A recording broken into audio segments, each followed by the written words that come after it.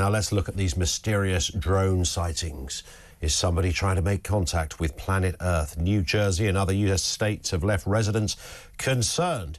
Authorities are offering, well, frankly, very few answers. These drones spotted near military sites and other sensitive locations have sparked questions about their origin and their purpose. But whenever anybody asks, the Pentagon, they go, no, everything's fine. It's fine. There's nothing to see here. What's all these things in the sky then? As investigations continue, pressure mounts for more information and action. Let's speak to US security expert and author of Why National Security Matters. This is a memoir. Asha Castleberry-Hernandez is with us. Asha, good afternoon to you. Good afternoon. Nice to have you with us. Listen, this is like blowing all of our minds, right? I'm looking at stuff. We're used to seeing on social media some people either messing around with, one or two filters or a few special effects, because iPhones can do anything these days. And we're used to people just making stuff up. But there is clearly something a bit strange happening in New Jersey and elsewhere. What's going on?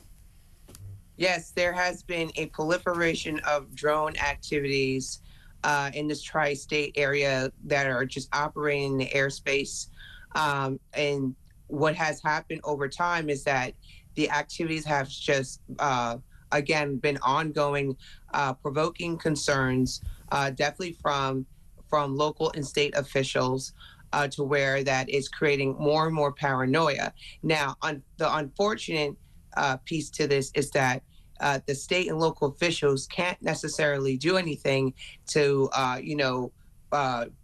shoot down these drone activities.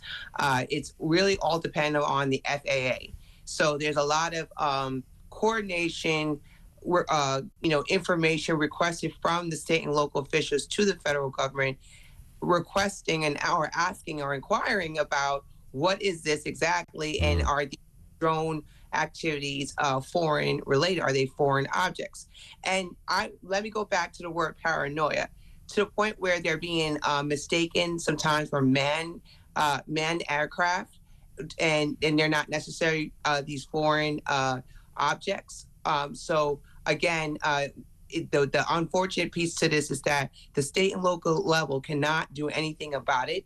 And another point to add on to as well, the proliferation of these drone activities has happened within the last year since federal law has allowed these drone activities to operate at night. So there's so much going on, and in fact, Senator Schumer just recently requested for the federal government to send in some sort of detection system that can pretty much do more assessments on where they're coming from, and requesting to shoot them down.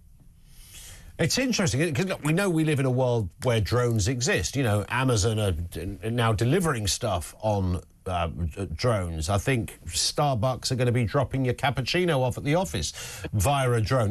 We're aware that drone technology is around, but this just seems something, I was about to say almost out of nowhere, but they're just suddenly a collection of these things. There's a lot of similarities.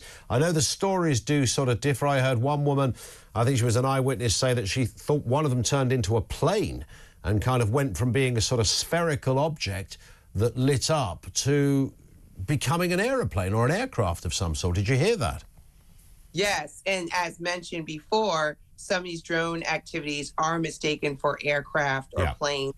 So, so that is becoming more of a little common here as you're observing these a proliferation of these foreign objects. So there's just some confusion that needs assessments, but again, it has to be driven from the federal level, and in the state and local level are really pushing for more answers to what exactly where are these drones coming from. Now, according to the recent response from the federal government, they are saying that these drone activities to this day do not pose as a threat to public safety.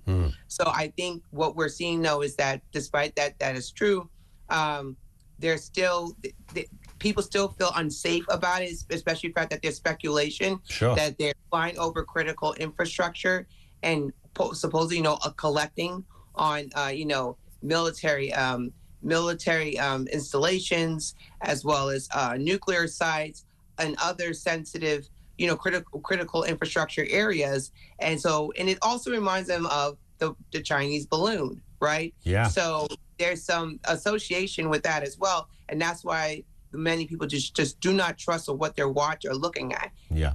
I mean, there is a theory as well that it could be American military, not an enemy. So these are the boys and girls who work for the Pentagon, who are out there testing new kit and seeing, what their capabilities are, what drones can do at night. I heard one theory that it was Joe and Kamala who were doing a final lap of honour around the U.S. states, maybe seeking revenge on the next administration. I'm sure there's nothing in that. You wouldn't get him in a drone anyway, I doubt. But either way, I mean, what everybody wants is just a straightforward answer. And you wouldn't think in the 21st century it would be that difficult for someone to go, this is what they are. Right. And they expect from the federal government a rapid response. But unfortunately, as of now, they're saying it's not foreign related. It does not pose a threat to national security. But I think in terms of quantity, the more this happens, the more the paranoia, starts to peak, and there's a high demand on where exactly are these drones coming from. And just going back to the Chinese balloon and where we are right now in the state of our national security, we're in the era of strategic competition where we're competing against China and Russia. Sure. We also have adversaries like Iran, North Korea, where many people may believe, too, in terms of speculation, that maybe it's coming from them. So that's why there's a high demand on where exactly are these drone activities coming from. We will watch with interest, and we may speak again, Asha. Listen, lovely to have you with us. Thank you very much for your time. Asha Castleberry-Hernandez, who is US security expert and author of Why National Security Matters.